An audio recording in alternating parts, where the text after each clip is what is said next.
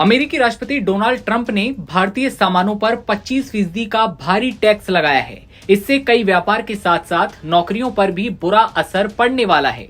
यानी कि भारत और अमेरिका के बीच व्यापार समझौता जारी रहेगा, लेकिन टैक्स कम होने की संभावना नहीं है। एनालिस्ट का मानना है कि भले ही भारत और अमेरिका के बीच व्यापार को लेकर बातचीत जारी रहेगी, लेकिन ये टैक्स शायद ही कम हो पाए।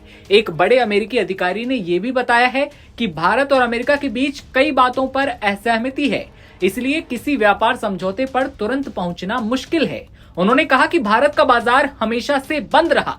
इसके अलावा कुछ और भू राजनीतिक मुद्दे भी हैं जिन पर अमेरिका के राष्ट्रपति को चिंता है, जैसे कि भारत का ब्रिक्स का सदस्य होना और रूस से तेल खरीदना।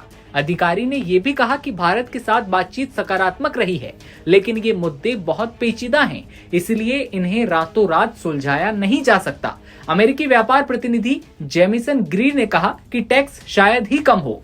उन्होंने बताया कि कुछ टैक्स तो पहले से तय हैं, कुछ समझौते घोषित किए गए हैं तो कुछ नहीं। कुछ टैक्स इस बात पर भी निर्भर करते हैं कि किसी देश के साथ व्यापार में हमें फायदा हो रहा है या फिर नुकसान। गिरी ने सीबीएस के फेस द नेशन कार्यक्रम में कहा कि ये टैक्स लगभग तय है। इधर भारत सरकार भी व्यापार को लेकर सख्त रवैया अपना रही है। वो अपनी कुछ खास बातों पर समझौता नहीं करना चाहती, जैसे कि खेती और डेयरी उद्योग। इसलिए ऐसा लगता है कि भारत लंबी तैयारी कर रहा है। ट्रंप के 25% टैक्स और रूस के साथ व्यापार करने पर जुर्माने की चेतावनी के बाद भारत और भी सख्त हो गया।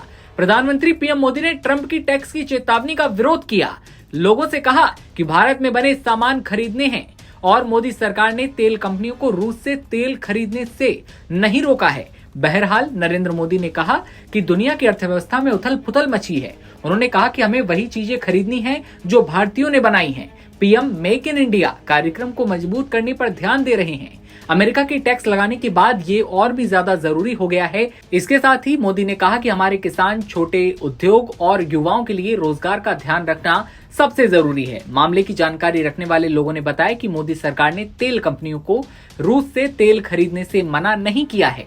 अब तक ये तय नहीं हुआ है कि तेल खरीदना बंद किया जाएगा या फिर नहीं।